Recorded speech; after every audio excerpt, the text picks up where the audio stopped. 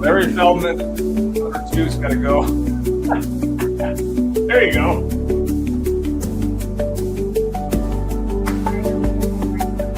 It was his thought. He thought that for him.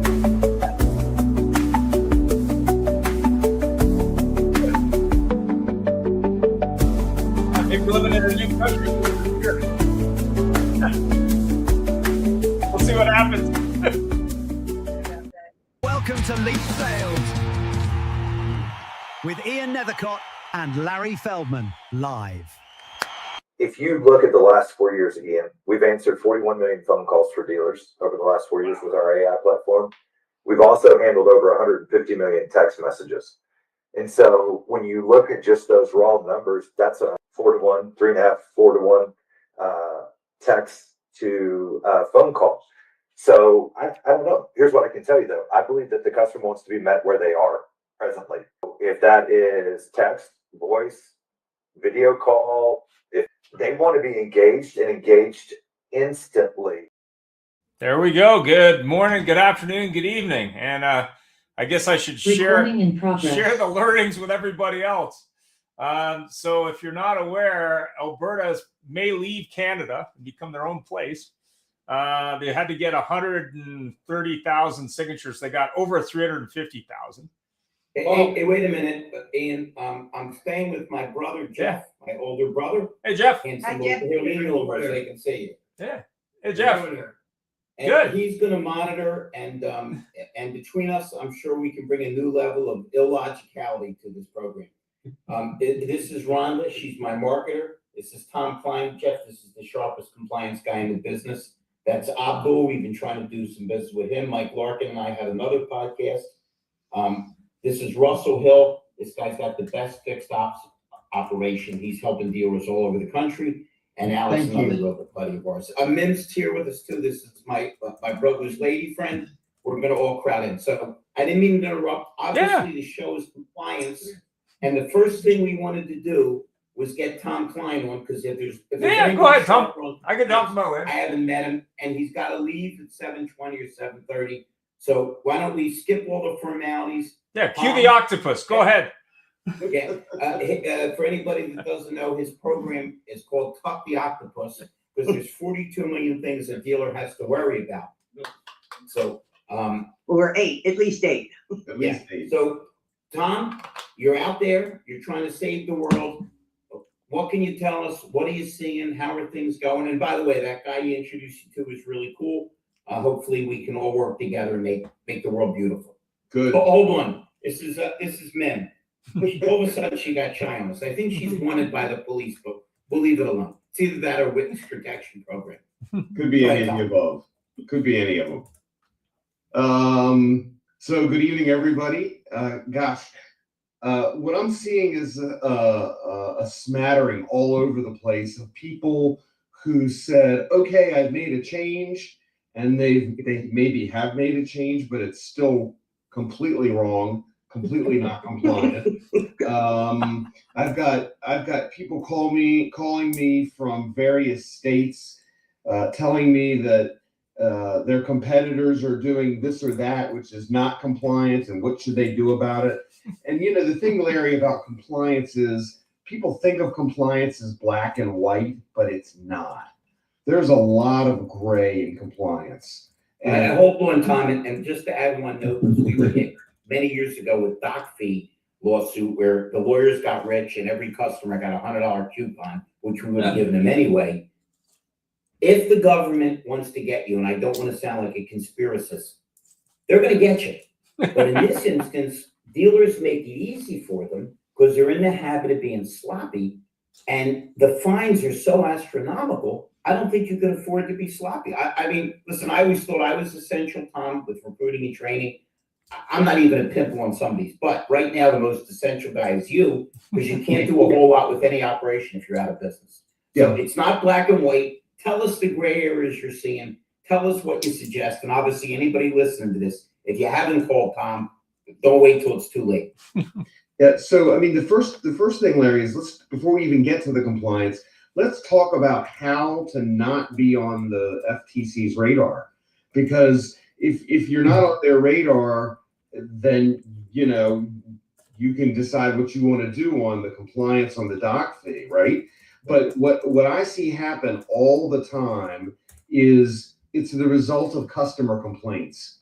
Customers complain and they go to the FTC, they go to the state attorney general, they go to a motor vehicle dealer board. I mean, they go to the Better Business Bureau, they go to Dealer Rater, they go to Facebook, they go to Google reviews, right? And so if you're asking me what to do, start by satisfying your customers. Now, satisfying your customers doesn't mean that you have to give the store away, okay? Every day from when the internet started and people started putting complaints, I would go on the internet first thing in the morning. I would look at the complaints. I'd call the people on the phone, not post. I'd post a quick response, but I call them on the phone, get them in my office, get them satisfied. And now satisfied means, as I told to the customers, I have to be satisfied as well as them. So if they're asking me for a new car because somebody insulted them, they're not going to get a new car because somebody insulted them, right? But I had an instance where I met with a customer 13 times and then they stopped calling me back because I just wore her out. And so trying to satisfy her, always with a smile, always with a good attitude. And so the first thing I can tell you is satisfy your customers. If they think they need 4 tires because your mechanic messed up on the tread depth, you can show them where it's not messed up, get them some new tires. So that's going to keep you off their radar. I talked to a state motor vehicle dealer board 2 weeks ago, and she said that she is covered up with hundreds and hundreds of complaints. I said, what are you going to do about those hundreds and hundreds of complaints? And she said, well, if you get 30 complaints in 5 years, we're going to bring you up on charges. So that's 6 complaints. The regulators don't care if you're right or wrong. They don't care. And so as an industry, we need to get that out of our head. Like, we didn't do anything wrong, so we're not going to fix it. Hey, Tom, just for anybody that's not paying attention, and you got to pay attention when Tom speaks, if they accuse you of rape, and it's absolutely not true, but it's in the paper that you're a rapist, you ain't never getting rid of the stigma. What he's trying to say is all these dealers have 92 million things going on, but more now than ever, they need somebody to handle customer satisfaction, customer complaints, because if you nip it in the bud, it goes away. Not to mention, forget about this horrible fines. If you keep customers happy, they're going to come back and buy more cars. Everybody on this show, everybody from Sandy on down, has had a customer that was irate, and you talked to them and you smoothed them over, and they were your best friend because they felt somebody listened and responded. Absolutely. But imagine, we've all, remember that old commercial, Russell? You can pay me now or you can pay me later. This is frightening. You get somebody that's pleasant and outgoing and writes down every single customer, thanks them all. Oh, is there any question or problem? Look what you save yourself. You might save your own business. Well, you also don't want to become the airline industry. You don't want the government to say, listen, like, here's a customer's bill of rights. If you don't do things in this way, we're going to sue the bejesus off you. But more importantly, we're going to negotiate it too. So you want to be careful that you don't get on that radar of the government's trying to tell you how to handle a customer complaint. And that's where we're going. I just trained a bunch of terrific people. I'm in Florida. I'm staying with my brother. Yep. And I explained to them how great it is to have a stair-step system where if you reach a certain level, they bonus you. And they don't just bonus you on the 15th or the 18th or whatever car it is. They go back all the way to the beginning and pay a little extra money on each car. The inverse negative, insane proportion of this, Tom will tell you, is they don't punish you for what you did. They go back a year or 2 years or 3 years and pull up every customer you ever had an issue with. And at that point, I don't care if you're Rockwell, you're out of business. Correct, Tom? The Lindsay settlement, they and Michael Lindsay of Lindsay Automotive, who's in Maryland and Virginia, is going to pay $78.1 million. Wow. And Tom, a side note, I used to do training for Lindsay. When I was training for him, they never had any problems. Just a footnote to any dealers out there. They want to save $78 million. I think they want to do things right. And They went back to 2020. This started in December. It was announced in December of 24 is when that started. And the aggrieved customers that they have to pay out are 2020 to 2025 customers. So they went back, 4 years at that point. And I think, I think this goes back to kind of the old school sales manager, Larry, when they say, well, we're not going to satisfy the customers because we didn't do anything wrong. We didn't do anything. Perception is reality, Tom. We both That's know right. it. That's Well, right. let me give you another thought. I did a pre-interview with a lady who used to work for Volvo in the U.S. She was in charge of customer service for them for almost 20 years. She now works for Amazon in customer service. So I asked her, what's the difference between CSI at Volvo and how you ran that program to what they do at Amazon? She goes, at Amazon, they look at what a problem is. They look at how much money they lost. They fix the problem and they change the process and they reap the benefit. Right. At Volvo, it was how do we pay the dealer something for doing it right? There's going to be some discussion. I will be doing an interview with her just to give dealers the pros and cons of that. But more importantly, she said we had a case recently at Amazon where it changed the bottom line or the top line by $3 million by changing our process. Incredible. Yeah. Incredible. I want to jump in if I could. Yeah, go ahead. Only this one's scary. Thank you. The elephant in the room is that last year, the lenders wrote off over $10 billion of fraudulent auto sales. We got a problem. And if the dealers don't realize that it's their responsibility to embrace this, they are going to go out of business, because now that you got the regulators all over this, now that we have AI that can go in and scrub data, that the days of flim-flamming were over years ago, but now we're seeing the evidence. Now we're seeing the FTC coming in and doing things. And the most amazing thing is there's simple tools in the market that could solve all these problems for the dealers, and yet they ignore doing things. The government asked the dealer to verify the identity of the consumer. And when they bypass that, it's a wild, wild west. Because that driver's license, that's going to go through because they stole it from somebody. So all of these things that everyone's sitting and trying to chase retail, they need to fix their houses. Their houses are falling down right now, and compliance is ignored. So, Garrett, let me build on what you said. Okay, well, I mean, the it's really a reality scary check. part, but the scary, and I'm just jumping in with Tom because he's got to jump off at like 7:25. Oh, Then we'll okay. get everybody in. The scary thing is you don't even have to be a flim-flam. I think we'll all agree at most dealerships, one of our problems is intercommunication or intra-communication. Absolutely.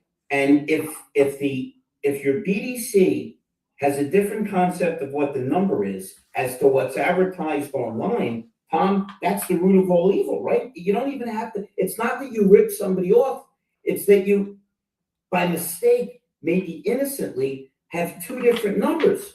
You're not trying to put one mover on somebody, it's just, there's a lot going on. That's happening every day right now. That's happening every day right now.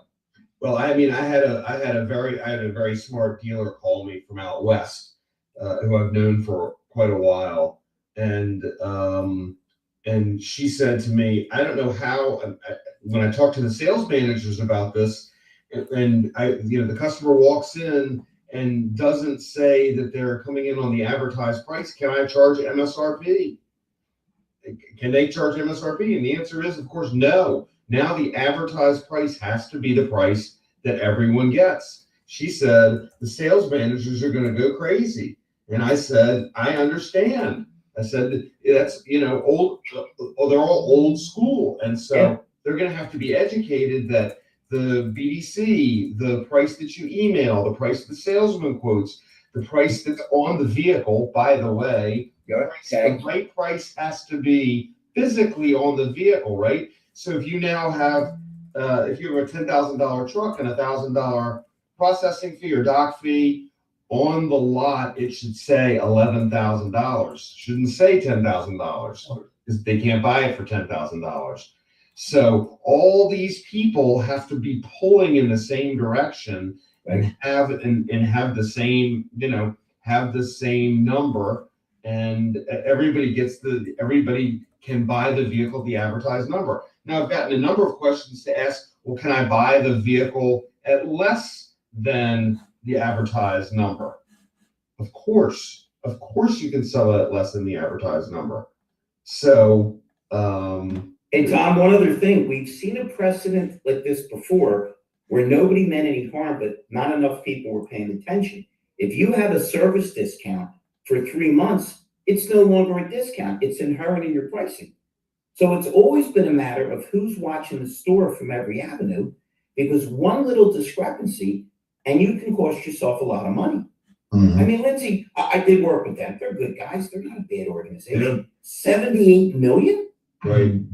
78 million. And with the interesting part about that settlement that is very unusual is, first of all, 3.1 million is going to the Maryland AG, 75 million, and publicly they disagree with that number. They said it's a lot less, but whatever the number is, they have a claims process that the customers are going to have to go through in order to be refunded the monies.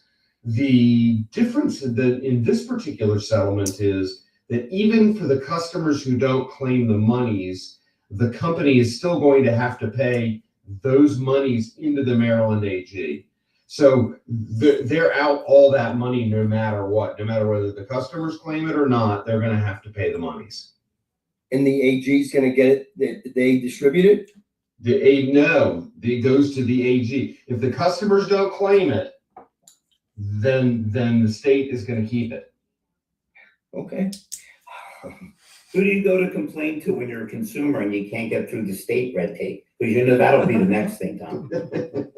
Well, there's a claims process that's set up. It's been about a month since I read because it came out on April the 2nd, and I read it the day it came out. I haven't read it since, but there's a whole process that's been enumerated on what a customer has to do if they're aggrieved in order to get a refund. And the FTC said that it was an average of more than $2,000 per customer that will be going back to the customer. Well, not only that, I mean, we did an interview with Experian Automotive at NADA, Tom, and I just finished the edit. I'll hopefully have it out soon. He said almost half of the dealers in the United States are still using a photocopy or not a document scanner to even check driver's licenses. They're just photocopying it and hoping that works out. And he said there's even been cases where the pictures don't match the person. If anybody is scared of this, reach out to Gary Silman or myself. We're tied in with Ken Luna, who has a company called Gather that has a spectacularly simple and effective way to make sure you're not getting cheated with a bad license or a bad identity. We can talk about that. If you have any viewers that need it, Sandy, anybody, reach out to me or Gary. We'll get you connected with me. And I just posted a video of what they do about an hour ago. So they got a new video out, and boy, for $300 a month and $3 a pull, $600 to protect your dealership, it's a no-brainer. And what they all will benefit from is what everybody misses is that they'll take that data and they'll put it into the CRM correctly.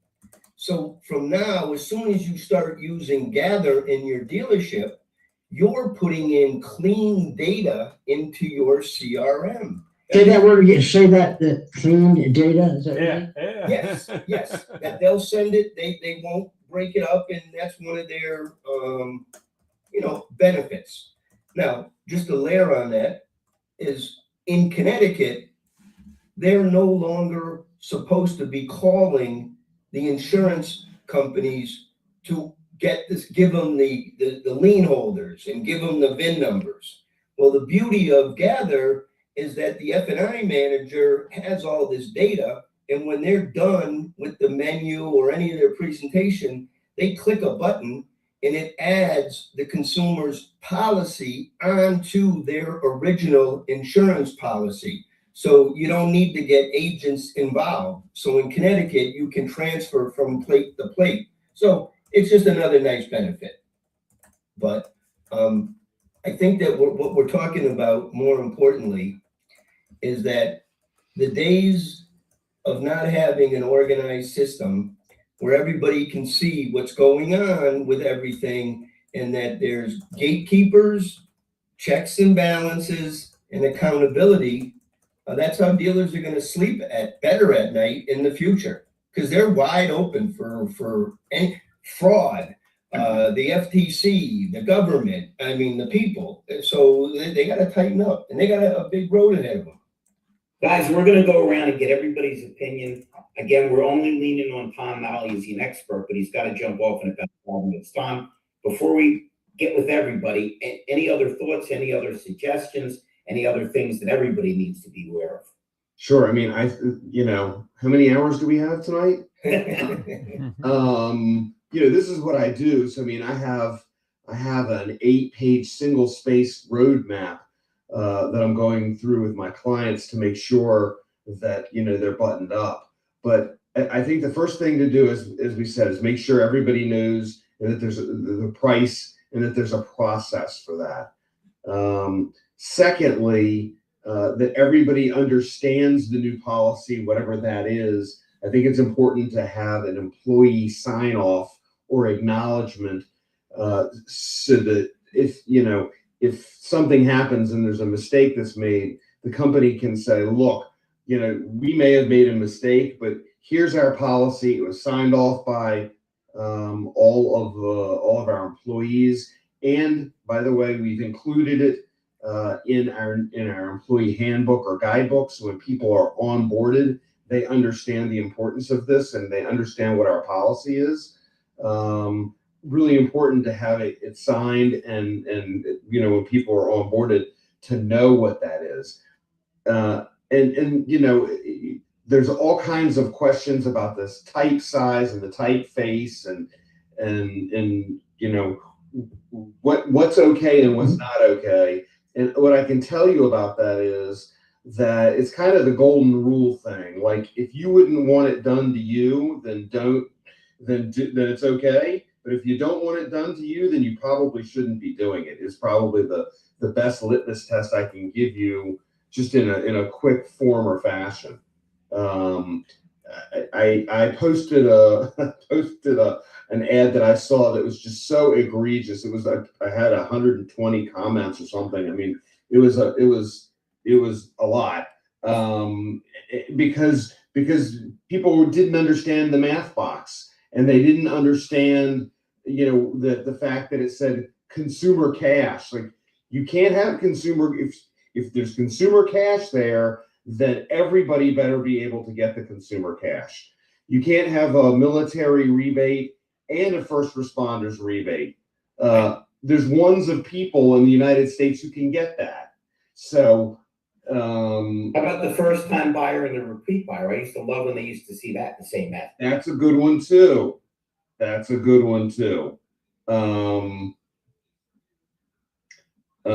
So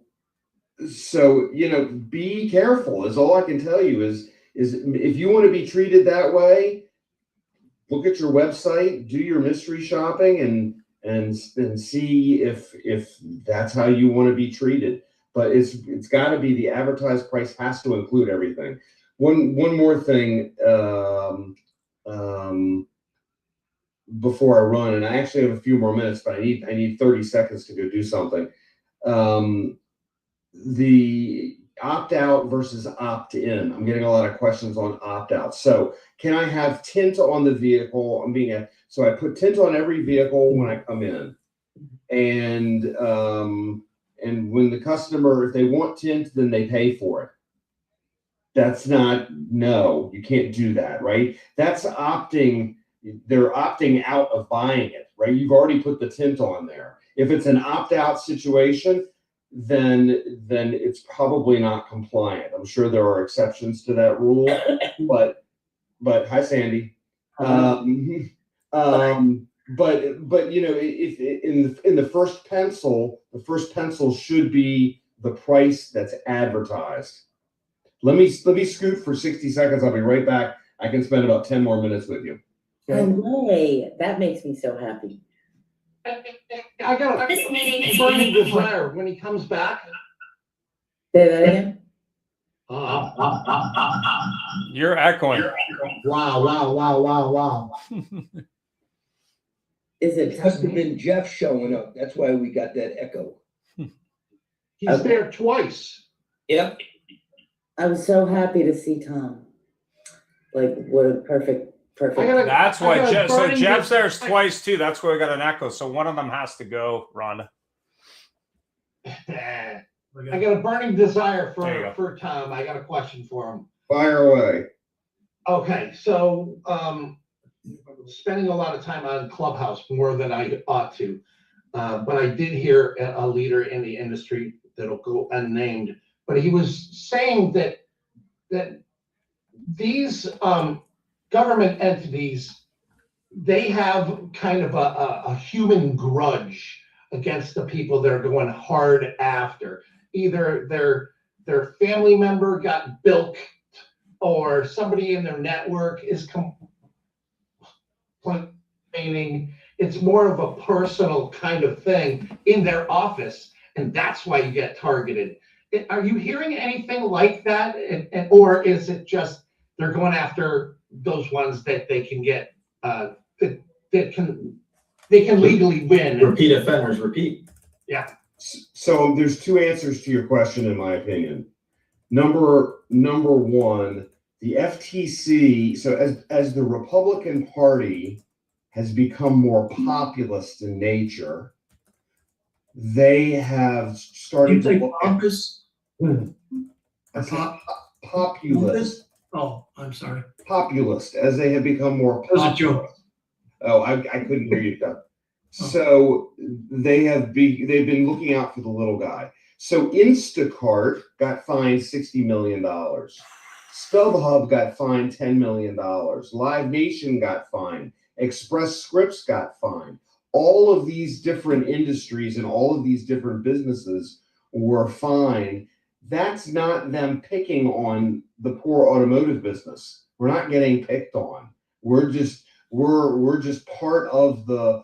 They want to see transparency in pricing.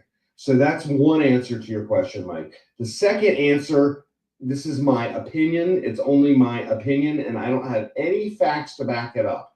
I have zero facts to back it up. But my opinion is that the reason that the 97 got the list got generated and those dealer groups got that, and I don't have any names. I know of one here and there. I believe what happened is that the FTC went to the state attorneys general and they said, we want to know who your stinkiest dealers are, who's getting the most complaints.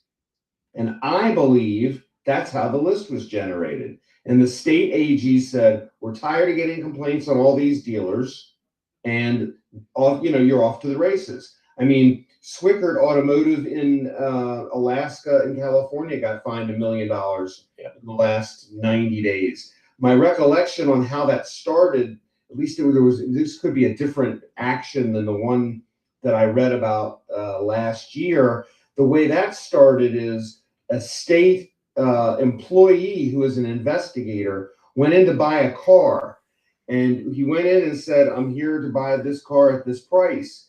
And the salesman laughed at him and said, oh, we can't sell you the car at that price. We just put those prices on there to get people in here. This is what the salesman said. And so that didn't end well, obviously, but because he wasn't there in his official capacity, he was there to buy a car. Well, he ended up being there in his official capacity. And I think that was a different fine, but I'm not certain because the news releases I read on it were not clear about that. So I think it's both, but I have not heard anything about grudges or anything about that, though, I could not be in the know on that, and I don't know what I don't know. Oh, right. Thank you for. I heard that though comment, Mike, when they said that it started because a government employee's relative had a complaint about it, so then they went and followed through it. I don't know if that was the story in New Jersey or somewhere on the East Coast. Well, But I did. I hear sat that. up on my chair and go, what? But you know what? Repeat offenders are repeat offenders. And I mean, and you know, the BBB and AG and the CATA in Chicago, I mean, they're always in talks with the FTC on things. So I mean, to me, it's not only the car business, so it's everywhere because, like I said, all of a sudden I've been noticing the past 2 years that I get emails from all these different attorneys saying that there's a class action settlement, you're entitled to X. So I always think it's spam, right? So one day I clicked on it and I entered in for my money and it said, you can be entitled for this piece. And I got my $17. Yeah, that's what it is. And I was like, is this freaking worth it, right? So then a couple months ago, they said, you know, if you did thing with Geico for this time, you could get X amount of settlement. So I didn't hear back from it for a while, but then all of a sudden I get a check for $300. And I was like, oh, look at that.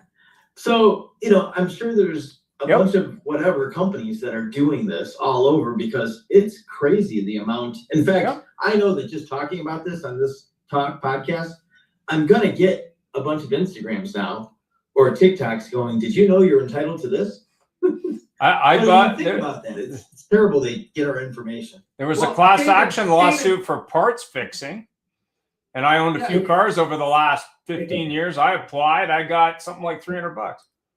David, did you get the email from the African friend? Oh, I get those. You know, for a long time, I didn't get those. But now in Clubhouse, people start saying, you're entitled to win this. I'll send you some free crypto. Oh, do you want this? I mean, it's like, man, the scams are just getting worse. You know, and if you don't, I don't even want to, I have 1.4, 1.5 million unread emails since the beginning of the year for a reason. But I mean, I look at all my texts, but now I'm afraid to click on my text. Unless I know it's Mike Larkin, I don't know if I want to click on it. You know, at least I know if I call Larry, he's going to pick up the phone. Yeah. Right. I'll tell you it's me. The volume is out there, but more importantly, when you look at the bad behavior, the bad behavior is everywhere. So, you know, the airline industry proved this. Grocery stores have been accused of, you know, misleading people on, you know, fixing prices on bread and meat and other things. I mean, there's a lot of this stuff going on where it's like, well, if we can control it, we can control it. And this auto parts thing was across every brand. They were all fixing prices on parts, and they got caught doing that. So, you know, they were all trying to make more money. So I was with a website builder the other day. Yeah. And he's like, yeah, we can make it so in your shopping cart, if they have intent to buy, if we know they have intent to buy, and we've pixeled them and we know they're looking at other prices, we could see the Google prices that they're getting shown. Like if you want, let's say, compression socks from Dick's Sporting Goods, and everybody is advertising them at $19, when they go to your shopping cart to shop your website, they can automatically change the price to the $19. Or they can automatically lower the price by 50 cents to get your business, even though they previously were advertised at $16.99. And it was a Chinese website maker on a headless site. And ironically, I was looking at who he makes stuff for, and the top person he builds their website for is Carvana. And Toyota.com. But I'm gonna mute you so you don't have to listen to my dogs. But I thought that was interesting. I'm like, how is that legal? It's probably not. So I have a question for Tom. All right. I'll take one more and then I'm gonna before you go, because I know your time is short. And well, first I want to say that I think that for tonight we should all have to use the word flim flam. Whatever you say. So flim flam. And I just did. So because what a great word. So and I came in a little bit late, and maybe you said this, but I have not seen or heard a lot of dealers like being scared, like going, holy schmoly. No, they don't. They never do. They never do until it happens to them. until somebody's underwear is up on the flagpole. Yep. And that's what I tell clients. I don't want that to be mine. So I got it, not that. So, and the other thing, and actually this is for everybody, Tom, I don't know if you were on that webinar. Did everybody see the webinar with NADA? Yes. That NADA facilitated with the guy that wrote the letters? Right. That was Those the second one on April the 17th. Yes. Right. And, they gave a pretty good synopsis at the end of it, the NADA, Paul Mitri. yeah. And I don't know, I found it pretty enlightening. I thought it was I liked it. I thought it was a good webinar. It gave, the information. And to me, it didn't seem like they are coming at specific, like, repeat offender people. Yeah. Are that's what it looks like to me. And this isn't a lot of this stuff isn't new. Well, in fact, it's not only not new. I'm hearing something else.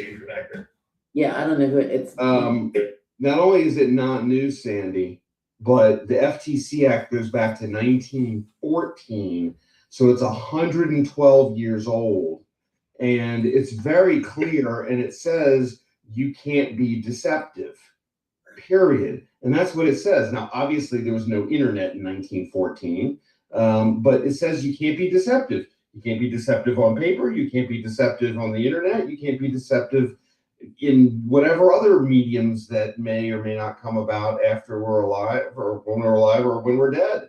So you can't be deceptive. So that's why I said earlier, one good litmus test is if it would piss you off, don't do it. And it's really that easy. Or as I say in all my trainings when I do sexual harassment training, I say one dealer called me and said, I need to know what this is about in one sentence, right? This is something everybody, and I thought about it for a minute and I said, don't be a dick. I love it. So I don't know what else to tell you. When did you Tom, when did you get passed, or what year when was that? I don't know what year. I have to Google it to tell you what year, but unfair deceptive acts and practices is not new. I think it's 1914. Well, I mean, but they updated it recently to the same thing, and that's what gives the local attorney generals the clout. Gary, you have more ways to offend now too, because you didn't have the internet. There's so many different ways to advertise and so many ways to put yourself in the line of fire. Correct, Tom? Well, to go back for just a second. So the Supreme Court case, I can't remember which one it is. I think it's AMG Management, said that the FTC can't go after businesses directly, and unless it's in violation of a consent order. And so that's why they have to do this with the AGs, is because they don't have the legal authority to just go after them by themselves. So you're gonna see these actions with the AGs. It's really that simple. Gotcha. They had the clout. All right. Yeah. I need to scoot, ladies and gentlemen. Great to be with you. Great seeing Amazing stuff, Tom. Thank you so very much. much. Feel free to, everybody here has my number, so feel free to call me. Thanks, Tom. Take care. All right, let's all call him right now. See if he answers. That's why I have the red phone after my name. All right. You can use one of the octopus legs to answer it. I got 8 arms. It's all right. I get it. Yeah. See ya. Bye-bye. Take care. What an enlightening conversation. At least somebody has an idea what's going on. People are still asking questions about this and just still confused. It does seem simple though, doesn't it, David? I mean, if you were doing the right thing to start with, there was no problem. Those dealers that were doing it the right way are getting No big deal. Yeah. And I went to just about every dealer e-process site I went to. They broke it down. They did it right. They showed you what the conditional rebates were. They put them on the SRP and the VDP, and it was like, okay, the only thing that happened, instead of it showing 4 vehicles on an SRP or 5, it shows 2. and they're just bigger. So I'm like, how difficult is that? There's so many of these website providers though, can't get this shit right. So that's a problem, right? But I went to 5 dealers this week and I put it in the chat. So I stopped at 5 dealerships. 4 out of the 5, well, all 5 of them online appeared to be right to me. Okay, because it had the dock fee in Illinois, it had the little CDR fee. So they had a price on there. So I said, okay. And then it showed their discount and what the selling price was. And then it listed the rebates that applied for everybody. And then you hit the button and it would show you the optional ones. But okay, so that was right. But then I went in their stores and I looked at addendums on their cars. The prices didn't match what's on the website for 4 out of 5 of them. So, and one of them, I literally am telling them, hey man, you're charging $3.99 for this product and you're adding it to the sales price and a customer's coming in here and now you're telling them they have to pay for this. That's not right. Oh, we get, if they don't want to pay it, they don't have to. But I'm like, but no, it's wrong. They're just arguing with me that it's right. And I'm like, I said, you're lucky I'm not one of those guys that turn people in. Same store that I was at though, one of their salesmen, I knew him and he said, yeah, they make us use our own cell phone numbers to text customers because our calls get through to customers and theirs don't. And I'm like, you know how illegal that is to store customers' data on your phone? I said, and you're texting them and they're not initiating it with you. I said, are they paying for your cell phone? And they're like, no. And I said, well, that's Illinois law too. They have to pay to use your cell phone, but it needs to be going through a secured app, like a call review app. You can't just text customers, especially if they didn't opt in. Yeah. And I went to their website and I'm like, there's no opt-in on your website or even the dealership. So I'm like, okay, that's messed up. And the more I started digging in these websites, there's so much inconsistency. At Chevy store, it's weird because you have this D2C2 thing that circulates your inventory prices online. And when they're conversion vans and trucks, the price on your website could be a different price than what's on Auto Trader or Cars.com. And I'm like, you guys need to figure this out with General Motors because that's going to really be a problem with this FTC stuff. So I'm going to land my plane there, but I just figured I'd tell you guys what I saw this week. Kind of was concerning. David, was that what you just said? Was that? No, he's breaking up again. He needs to get better internet, man. He's on AOL. What's going on? You got dial up or something, man? I like that face though when he's glitching with his face because he seems like he's really struggling. It's like Max Headroom or something from the 80s. Well, you're reminding me of my MTV days. Yeah, back in the day. Alec, I am going to edit your NADA. I promise you. I'm working on it. I'm sorry for the delay. All good stuff. Yeah, I got it. I'm working on it. Sorry. Go ahead, Mike. You had some thought there in between Max Headroom moments. Go ahead. I put it in the chat. No, it's D2C2. Oh, okay. What they call it. It's not R2D2, but it sounds like it. And it's a pain in the ass. Just let dealers use vAuto or VinQ. Yeah, texting with their own phone. Ooh, that's texting with their own phone is you thought that went out years ago, okay? But I'm like, I can't believe this is a dealer group that came in and bought this other store, and they're telling their salesmen to use their personal cell phones. So they hitting the dealer with the bill for the cell phone use. But they're not. But they should, because you can't tell an employee in Illinois to use their own cell phone to conduct business, and there has to be, a reason. So, I mean, if it's a pre-existing customer and you have a relationship and they're calling you, it's one thing, but you just can't text the lead in the CRM from your cell phone. And they're telling their employees it's okay. They do it all the time at their other stores. And he goes, well, I guess they're right, Dave, because they have 9 dealerships. And I said, oh, okay. I said, so let me show you the statute and all the different things that say you can't do that. And I sent it to them. And they're like, well, I guess we have to value our job as salespeople. They're telling us that we need to do our follow-up. I said, well, how do you quantify that in your CRM? Why can't you just text through your CRM? I said, you have eLead, you have a texting format, text your customer. Oh, well, they have to opt in. And I'm like, no shit, they do. He goes, well, it's just easy if we text them with our phone. I'm like, dude. He goes, well, that's what the new owners told us to do. If they're on the do not call list, who gets fined there? Everybody, I guess. Oh yeah, I just think somebody is just retarded, and it's like they're like, well, we do that in Indiana at our stores. I'm like, okay, well, I'm like, they don't do that in Illinois. I said, technically, I don't think they do that anywhere. Well, they're not supposed to. I've got a question for Ian. Yeah. United States and Canada. Yeah. The difference is that I'm understanding. I'm doing a little research. Yeah. It appears that in Canada, yep, is that all this stupid stuff that we're talking about right now is nipped in the bud at the beginning. Yeah, it's a very tough Privacy Act. If you mess around with that, you can't screw around with that at all. Oh yeah, Privacy Act is very tough.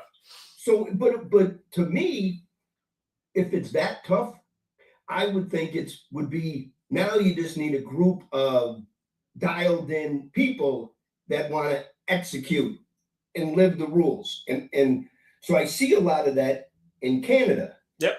Now, when I tried to compare it against the US, well, the US, we're a free market. And the only way you can get any results is in court. So that's why we suck. Well, but there's a couple wrinkles to that. So okay, so I want to hear the difference between what Canada is, because it seems that it's easier maybe to get a team working together in Canada because of the common goal, as opposed to the team in the United States where it's every person just scrambling around. Yeah, so you got two challenges. Number one, the CASA law is national, so that's very similar to the privacy laws they have in Europe. But in Canada, you have two markets. You have the English market and the French market. The French market is different because it's based on Napoleonic law, not common law, British common law. So that's part of it. But then you have another problem, which is that some provinces, or what you would call states in the US, have governing bodies that legislate and regulate the automotive industry. So for licensing. So in Canada, they have one in BC, one in Alberta, and one in Ontario.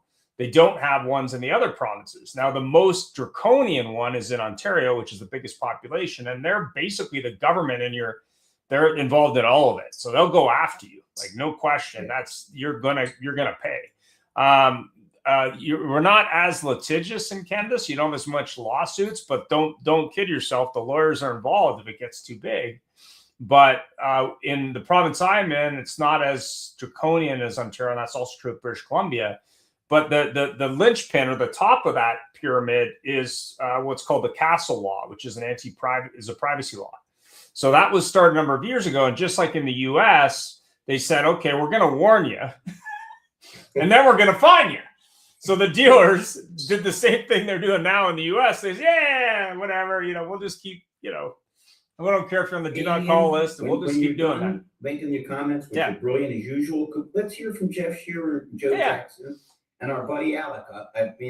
And Abdul, they've tuned in, and let's hear what they have to say. Yeah. So no one's perfect, but you really need a unified system, so that way basically it's consistent. Otherwise, you're going to have all over the map. You're going to have different states doing different things, and different ones are going to sue in different ways. But the good news is, fast forward 5 years, eventually the dust will settle, and the dealers that pay, they'll learn, and the ones that learn won't pay as much. So I think, act as if you know, and if you don't, obviously get help, and don't wait for the fine. Like the fines in the US are going to be astronomical. I mean, there was one with texting years ago now where basically they didn't let someone opt out, and it was millions of dollars. This is a much bigger problem because it permeates everything, like advertising and how you treat customers and do not call and do not contact and all that. And you have to have a plan, soup to nuts, in my opinion, to avoid the lawsuits, class action.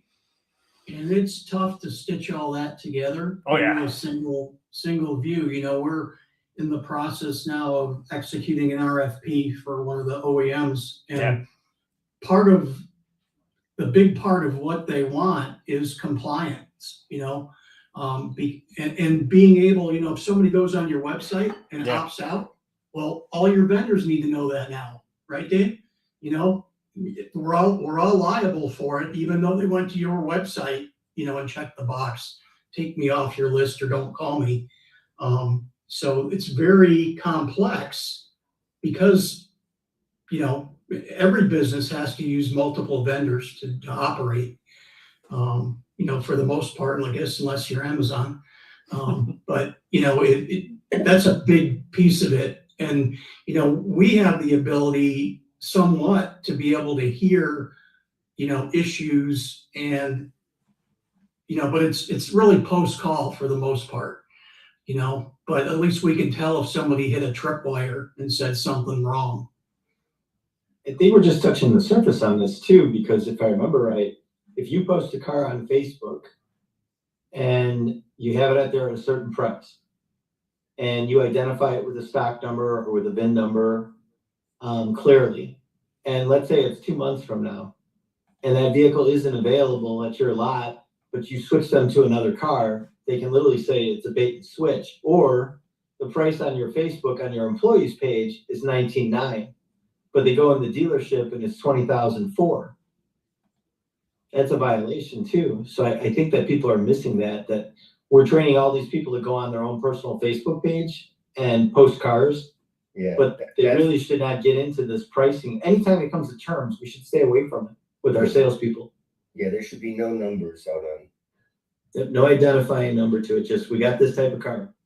Come look at, let me show you this cool feature. I guess if you do it right, it's right, but I'll land my plane there. Well, how much is it? Well, 20,400, but you know, That's the answer to that question. Yeah. You mean don't wing it? Don't wing the price? What sales manager, you know, I don't know how many times I go onto the desk and say, oh, it's advertised at $19,900. Well, you better go there and get 22 out of it, Dave. Just here, you got something, there's a rust proofing on it or something.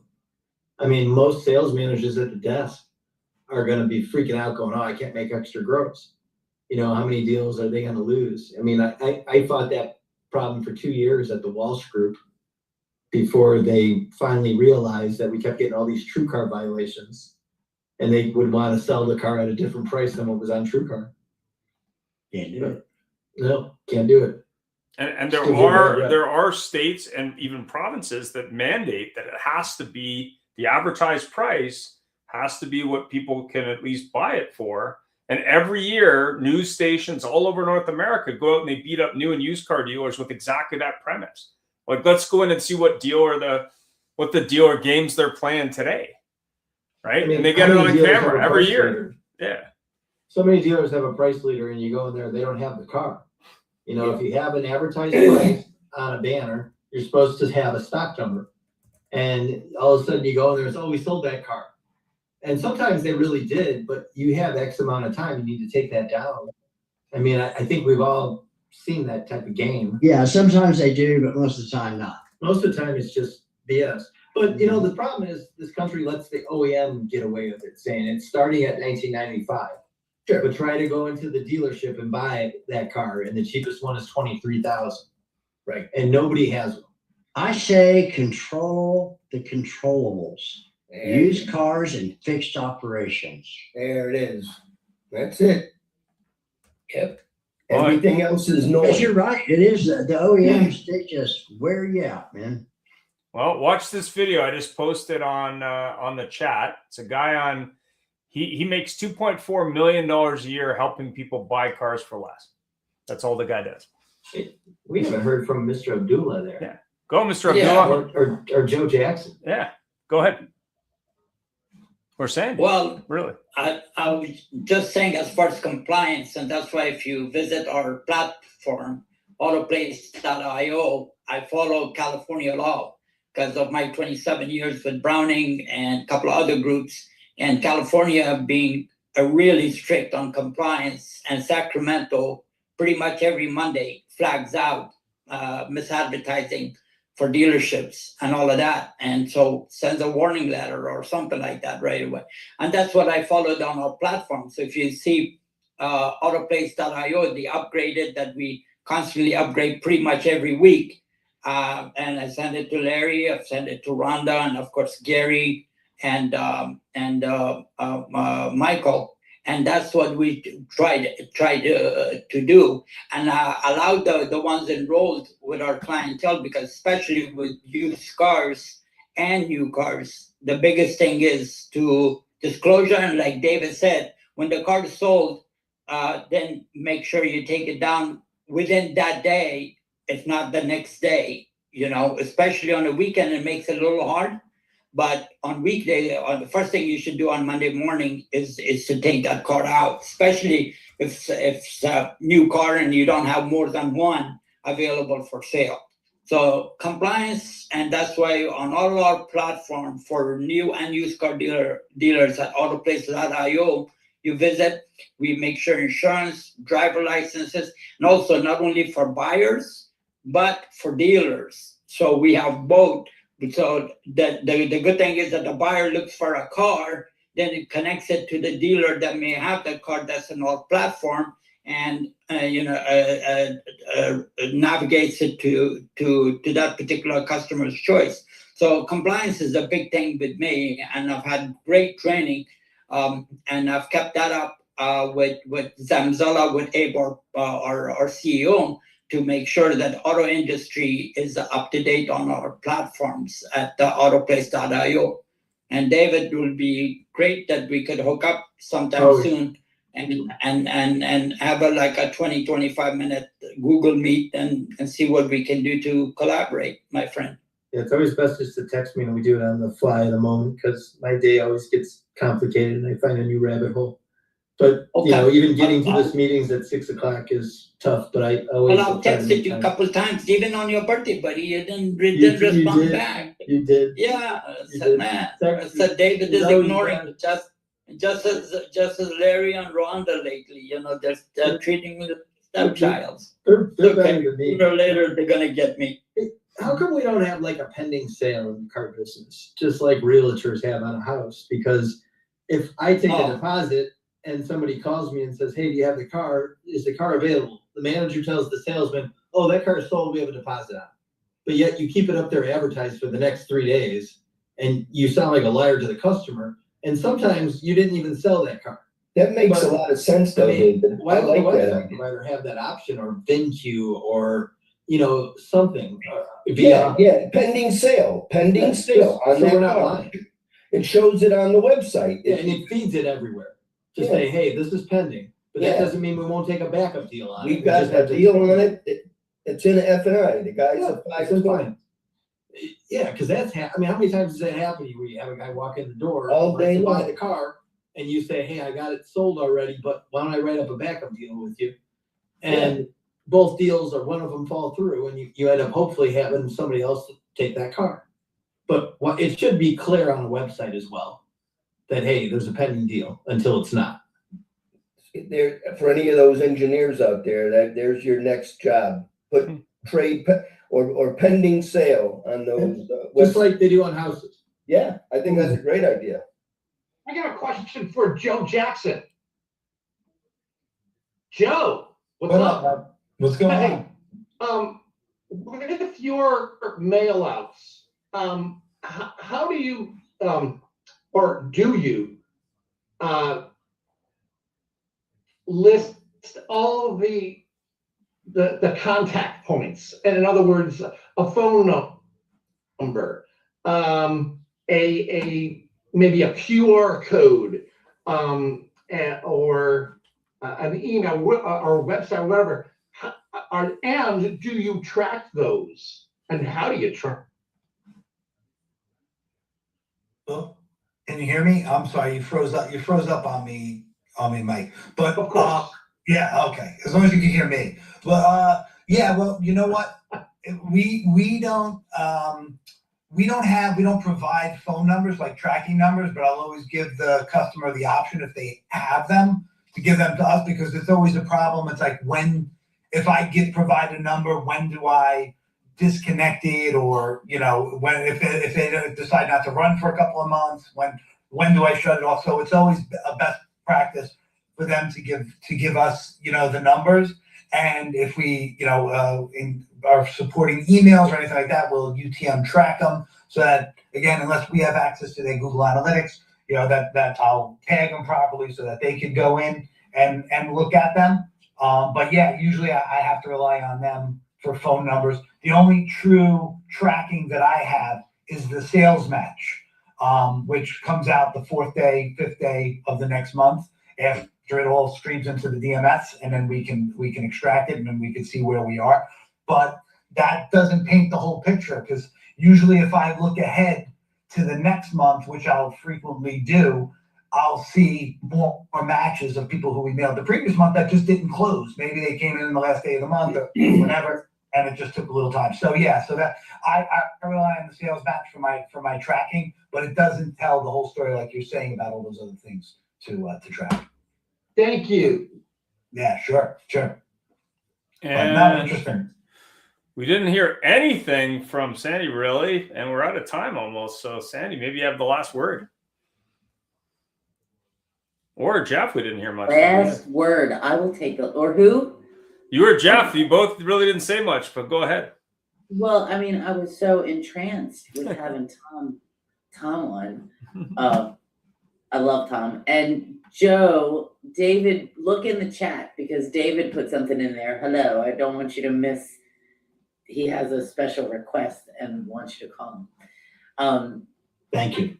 It's Wednesday night, right? It's Wednesday night, and this is for me the perfect way to get to end hump day, to be here with you all. I never know what we're going to talk about, and I know, I mean, there's and actually, if you may want to tell your dealers about this organization called the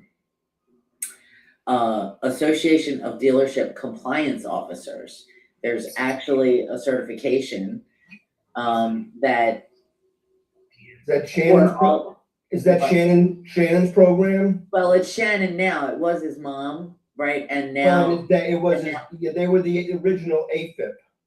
Well, they still are AFIP, and then his mother created ADCO. I gotcha. Okay. And now Shannon, it's now part of AFIP. And I mean, I've been through the certification. It's really, really comprehensive. It's not just FTC. It's OSHA. It's all compliance. It's OSHA. It weaves in HR, because if anything happens, whether it's FTC, no matter what it is, whether it's an HR something, there's especially a process for the investigation. Falls under that same guidelines. And so it really helps. Plus, dealers are supposed to have a named compliance officer who has like the ear. I mean, every day. Sandy, and they're supposed to have a learning management system that everybody is trained on. That is what the FTC has. You have to have a named compliance officer, and you need to have a learning management system. Well, I don't know that you have to have like a software. You have to have a process, which is what you have to have a system. There has to be a training. There has to be a training platform and everything explained of what to do in different scenarios. And you're supposed to have a designated point of contact. Correct. Which is the compliance officer. Correct. Who has Correct. And that system, that ecosystem of that you're talking about, the management system, is what ADCO helps you. Sure. Yeah, they build it. They build the customize, and they bring in, and those are what the government expects. And go into 100 dealers and ask them, can I talk to the compliance officer? No, because you know what happened? Well, the whole evolution of this was that finance managers dealers, right, or the finance director, like dealers were saying, okay, you're gonna be our compliance officer.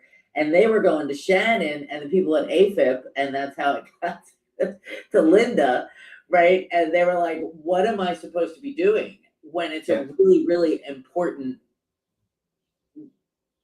position, really? And they were, dealers just, well, let's just put our finance director. Yeah. And they didn't want to do it because they may have been involved in the fraudulent activity. And that's the chicken watching or the wolf watching the hen. It's the same with HR, right? Often until there's an issue, a pain. Yeah. And they're like, oh my God. But the saddest part about that is that all they need is $1 million a month. It's just like the alcoholic. Yep. Right. It is just like an alcoholic who like has a bad hangover and then they stop drinking for a few days and then they feel all right and they start drinking again because anyway, those are my that's and I took this over time, so I apologize. Not a problem. Ian, I know you like to end on time. I'm sorry. I try. It's all good. There's no actual time limit, but that's pretty much what it is. And Russell likes to always say something at the end, and Jeff needs to say something. So Jeff, go first because Russell's going to say something, I'm sure. I just got home from 2 weeks of vacation in Italy, and boy, you talk about a weird car market. Whew, man, well, first of all, motorcycles and bicycles rule the roost over there, and they're freaking crazy. I don't know why anybody would rent a car over there because you're going to kill somebody by accident.